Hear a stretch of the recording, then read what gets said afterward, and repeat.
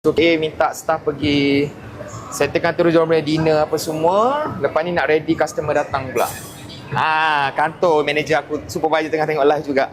Okay, so yang tanya parking kat mana, mai saya tunjukkan. Okay, tengok kat tepi ni.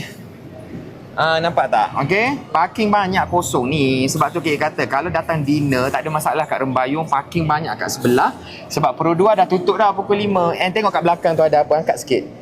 Ada KLCC. Gitu. Boleh nampak sampai ke hujung. Parking motor ada dalam ni. Berapa ringgit RM5 ke berapa? Tak ingat. RM3 ke berapa? Tapi kereta pun boleh parking juga kat sini. Okay, so boleh pusing sini nampak. So waktu malam, dah nak pukul 7, kosong dah kat sini. Tak ada customer. Sebab KA tengah prepare untuk dinner pula. Semput naik tangga hari ni. Okay, rehat dah. Okay.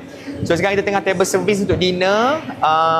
Pukul 8. So sekarang Syafiq suruh staff pergi rehat, pergi makan apa semua, settlekan diorang punya maghrib and everything. Pukul 8 customer datang. Okay. Alright. So inilah view. Tak banyak dah customer yang tinggal.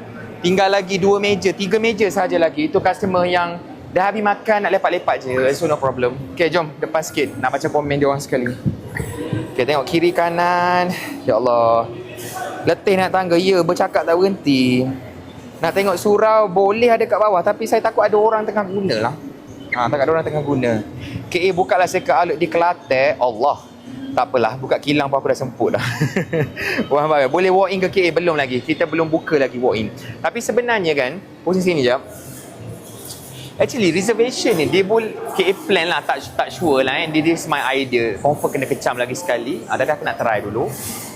What if kita buka reservation berperingkat? Maksudnya apa tahu? Contoh 30% reservation kita buka untuk tempoh 2 minggu atau sebulan.